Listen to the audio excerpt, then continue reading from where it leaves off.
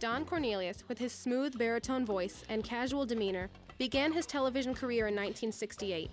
He was an African-American sports anchor for the local Chicago channel WCIU-TV, the only station that targeted the Windy City's African-American audience. Even though the Civil Rights Act had been passed in 1964, racial discrimination was still a nationwide dispute, and with the media's violent portrayal of the Black Power movement, which was in its prime at the time, African-Americans had little opportunity to be viewed in a positive manner. Cornelius noticed this dilemma, and in 1969, he submitted an idea to WCIU-TV that would change the way the nation viewed America's black community forever. His show, called Soul Train, was a music variety program patterned after American Bandstand, which was previously America's most popular music and dance show. Bandstand was hosted by Dick Clark and consisted of teenage couples dancing to the hottest tracks of the week, but the majority of the dancers and musicians were white. Even though Clark proudly claimed Bandstand to be integrated in 1957, African-American dancers rarely appeared on the program. They were constantly being turned down for one reason or another. Thus, Cornelius stated, "I wanted to do a Black American Bandstand." He took the basic idea of American Bandstand and turned it into Soul Train, a show that featured all African-American acts and dancers, while focusing its attentions on their dance styles, fashions, and culture. Cornelius's goal was to convey positive images of African Americans on television, while giving the black community something of their own, something they could be proud of. He purchased the pilot episode with his own $400, and on August 17, 1970, Soul Train was aired for the first time from the Chicago Board of Trade building. Kenny Gamble, one of the writers of Soul Train's theme, stated, "Soul Train created an outlet for black artists that never would have been if it hadn't been for Cornelius." At first, acts included local Chicago stars like Curtis Mayfield and B.B. King. The OJs also appeared on early Soul Train along with the staple singers and others. Of course, the Soul Train dancers were always featured. They were a select group of teenagers who volunteered their time to participate on the show, often racing to the studio after school to see if they could get a spot on the program. After all, they were the real stars of the show, with their trend-setting dance moves and fashion. Soul Train was originally run on a trial basis, broadcasting 5 times a week and sponsored by Sears and Roebuck. It didn't take long, however, before the show became a hit. Don Cornelius said, "When it came on, it was almost overnight hot. Almost in minutes, every black person knew about it. Not because it was such a wonderful show, but because it was theirs." Because of its incredible popularity in Chicago, Don Cornelius chose to move Soul Train into national syndication for its second season. He said, "I saw the general market world, the white world. I felt that it was my mission to see to it that black talent had an opportunity to get national television exposure. We wanted to make each show evolve into a shocking moment."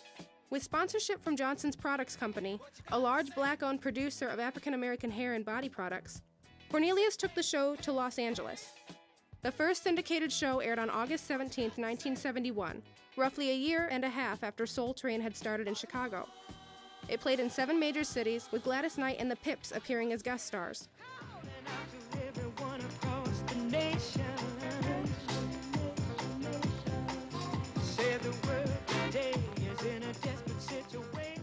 The new version of Soul Train struggled with gaining popularity, so Cornelius frequently had familiar acts from Chicago appear as guest stars. He also added interest to the show by creating the Soul Train line, a spin on a classic tradition where couples took turns dancing down a line of people, each with their own individual style. It was a way to showcase the dancers' fun and funky moves as they grooved down the line.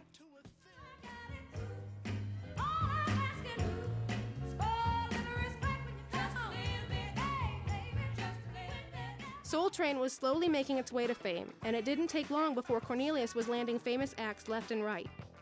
The show's popularity skyrocketed as leading performers like Smokey Robinson and Aretha Franklin, James Brown, and the Jackson 5 regularly appeared on the show.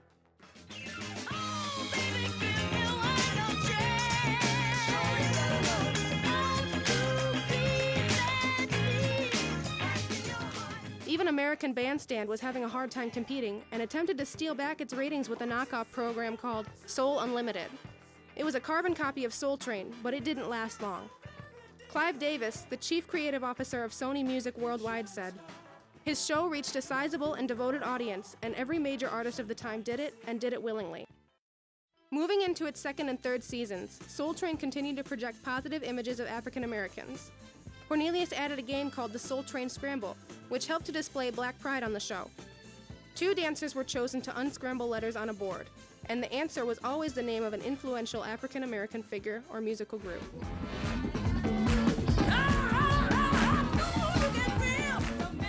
Certain aspects of the show, such as the Soul Train line and the scramble board, allowed Soul Train to have the resounding impact that it did on American society. It introduced African American pop music and culture into that of the white mainstream culture of the time, and gave them a platform to express themselves through their own music, clothing, and dance styles, which was something they had never had before Soul Train. By 1975, Soul Train was more popular than ever. The culture and music of African Americans had taken the nation by storm, and everyone wanted to get on board the hippest trip in America. Cornelius had exactly the right show at the right time. Young Americans were finding commonality across race, grooving to some of the same music, wearing some of the same clothes, said Karen Grigsby Bates from NPR News. White artists began to appear on the show, wanting in on Soul Train's action. The first white musician to play on the show was Gino Vanelli. He set the ball rolling, and soon after, the show would welcome other white performers such as Elton John and David Bowie. This integration of the show gave a common interest to white and black people alike. Soul Train continued to entertain America for another 31 years. Later on, it would become one of the first programs to include hip-hop and rap music. Don Cornelius hosted the show until 1996, when he retired from his post and chose to work mainly behind the scenes. The show ran until 2006, ending with an incredible count of 35.5 seasons and over 1,100 episodes. But you can tell right away, let's say, when the people start to move on Soul Train. You can feel it all over. Soul Train's accomplishments went much farther than just positively introducing African American culture into American society. It also gave other people a window into the black community. For some, Soul Train was the only way they could see African American culture. This show helped to give black and white communities a commonality. Mark Anthony Neal, professor of black popular culture at Duke University, explains it like this. Black power was visible on Soul Train. It's what led to the love affair between black and white culture, and why eventually you started seeing white musicians like Boz Scaggs on Don's show. That show filled a gap. But that still isn't all Soul Train did. The program helped give actors and musicians a jump start to becoming famous. Rosie Perez, a well-known actress, started out as a dancer on Soul Train, as did Fred Rerun Barry from the television series What's Happening. Jody Watley and Jeffrey Daniels, also dancers on the show, became a part of the group Shalimar while on Soul Train, not to mention all of the performers whose fame increased as a result of their being on Soul Train. It is because of your show and the contribution that all of you have made, those of you that have watched Soul Train throughout the years, that have made it possible for me to be where I am today, and for many of the artists to have succeeded. Finally, Soul Train taught the world to dance in hip, funky new ways. All across America, people learned and mimicked the dances on Soul Train. Dances such as locking, voguing, and doing the robot were all developed on the show. Even Michael Jackson, the king of pop, learned some of his moves from the Soul Train dancers. His signature moonwalk was a spin off the dancer Jeffrey Daniels' backslide.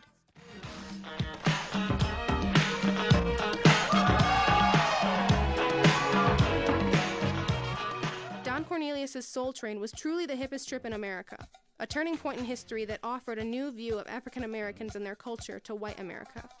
It was a positive representation that the black community needed, and it brought love, peace, and soul to the entire nation. Willie Lewis Brown, who was the Speaker of the California State Assembly, stated that Soul Train broke all the old rules and created a few new ones. The show's impact on young people and the music industry are immeasurable. You come on and party with us next week on these same stations, and you can bet your last money it's all going to be a stone gas, honey. I'm Don Cornelius, and as always in parting, we wish you love, peace, and